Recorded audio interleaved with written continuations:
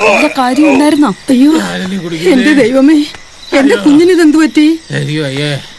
എന്തേലും കുടിച്ചിട്ട് വന്നോളൂ, ബാക്കിയുള്ളവരെ മെനക്കെടുത്ത.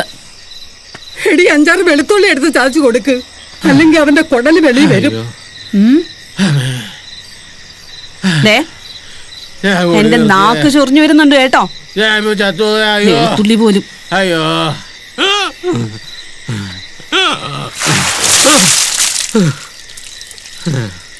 ഇതേ ഉള്ളൂ ഒരു വഴി.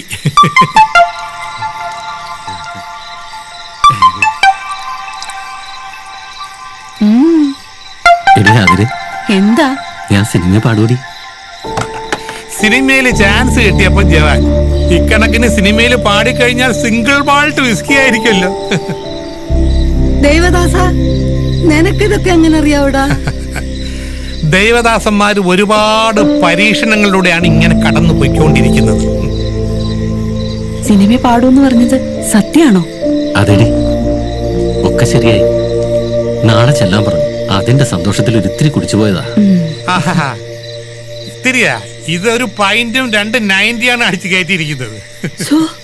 എത്ര കറക്റ്റാ പറയുന്നത് ദേവദാസ. ഇത് നിനക്ക് ദൈവവിളി കിട്ടിയതാണോ? അങ്ങനെ ഞാനും പാടും സിനിമയിൽ. എന്റെ തൃച്ചംകൊട്ടപ്പ, ഇത് നടക്കണേ. Praise the Lord. ഈ ദൈവദാസനുള്ളതുകൊണ്ട് ഇവിടെ ഇങ്ങനെയെല്ലാം സംഭവിക്കുന്നു.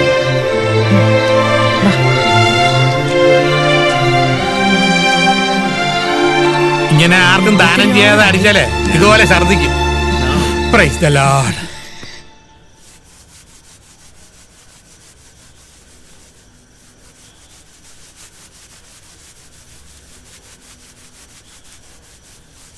ആലില വയറിനഴകായ അഴത്തിലൊരാലിപ്പഴം ആലാദം കൊണ്ട പോലുരുകി വിറയ്ക്കണ്. ആലീനമായി നീ കുറുകി പടരവേ അലസ്യമെങ്ങു ഒളിച്ചു. ആരും അച്ഛന്റെ പാട്ട് കേൾക്കില്ല, മോളും കേൾക്കില്ലേ? കേട്ടോടി. ആലാദം കൊണ്ട പോലുരുകി വിറയ്ക്കണ്. ആലീനമായി നീ കുറുകി പടരവേ അലസ്യമെങ്ങു ഒളിച്ചു വെച്ചു താരകം. ആലസ്യമെങ്ങു ഒളിച്ചു വെച്ചു താരകം.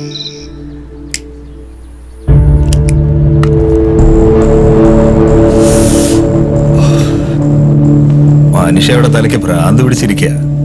മുംബൈയിലോട്ട് ഇനി എന്തായാലും ഞാനില്ല. ആ സിൻഹയുടെ മുന്നിലെങ്ങാനും പോയി പെട്ടാലുണ്ടല്ലോ. ഞാനൊരു സേവിയറേ പേടും. വെറും 1 ലക്ഷം രൂപയ്ക്കാണ് ഈ അലമ്പ് പണിക്ക് ഇറങ്ങിയിരിക്കുന്നത്. കാരിയറാണ് പോലും. ഞാൻ കുറെ ലയബിലിറ്റിയിലായി പോയി. അല്ലെങ്കിൽ എന്ന് ഞാൻ സ്വാമിയുടെ അടുത്തൊന്നും ഊരിയല്ലേ. കൂടുതൽ വേണ്ട, നീ ആ സ്വാമിയുടെ പെറ്റല്ലേ. പിന്നെ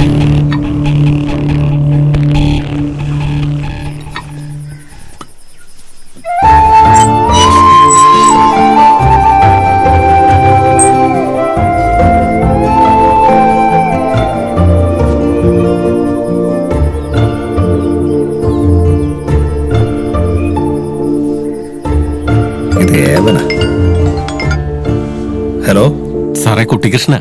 സാറൊന്ന് വരാൻ പറഞ്ഞിരുന്നു, സിനിമയുടെ കാര്യം പറയാനേ. ഇന്നും പറ്റില്ല, പിന്നെ ഞാൻ വിളിക്ക്.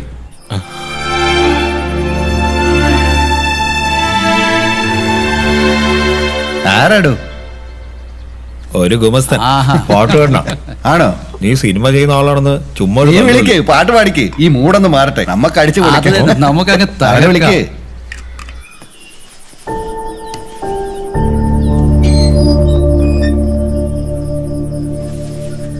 അവൻ പോന്നതിന് മുമ്പ് വിളിക്ക്. ഹലോ കുട്ടീഷ. നീ പോയില്ലല്ലോ? ഇല്ല സാറേ. നീ കയറിയോ?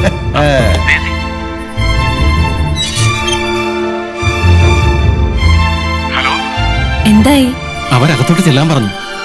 ഞാൻ പറഞ്ഞില്ലേ, ഇത് നടക്കും. നീ പ്രാർത്ഥിക്കണം. എന്നാ ഞാൻ ചെല്ലട്ടെ. ശരി. ഇതാണ് കുട്ടികൃഷ്ണൻ. വലിയ പാട്ടുകാരനാ.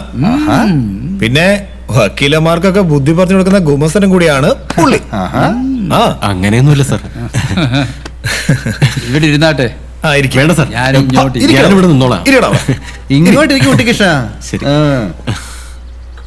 ഒരെണ്ണം ഒഴിക്കട്ടെ? വേണ്ട സാർ. സാരല്ലേ? വേണ്ട സാർ.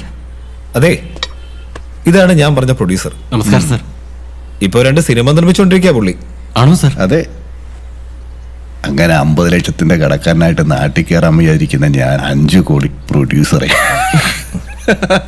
അപ്പോൾ സാറേ, പുള്ളിക്കാരൻ ഒരു പാട്ട് പാടും. പിന്നെന്താ? പാടി കൊടുക്കണം, നാണിച്ചിരിക്കാതെ.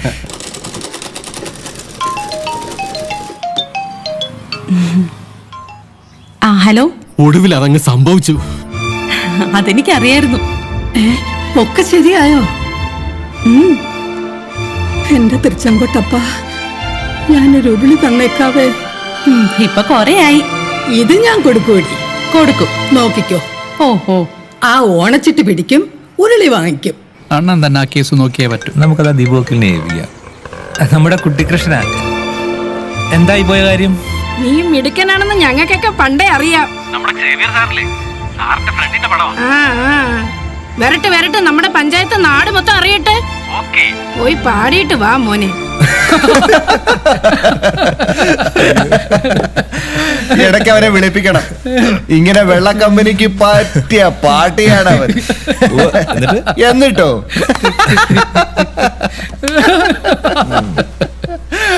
അങ്ങനെ 50 ലക്ഷത്തിന്റെ കടക്കാരൻ 5 കോടിയുടെ സിനിമാക്കാരനെ.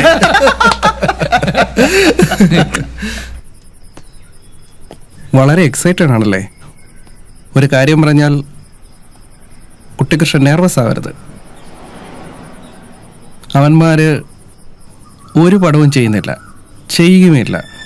നിങ്ങളൊരു കലാകാരനല്ലേ, നല്ലൊരു പാട്ടുകാരൻ. ചിലപ്പോൾ ഞാനൊരു പടം നിർമ്മിക്കും. കുട്ടിക്കൃഷ്ണൻ നമ്പർ എന്നതാ, ഞാൻ സേവ് ചെയ്യാം. ഏയ് cheer up man. 94466222111. Life is a game.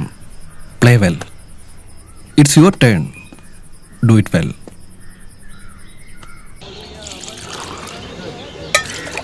വക്കീലെ, പുതിയ മുനിസിപ്പ് എന്നാ വരുന്നത്? അടുത്ത ആഴ്ച വരും സാറേ, പെരുമ്പാവൂരിന്ന്.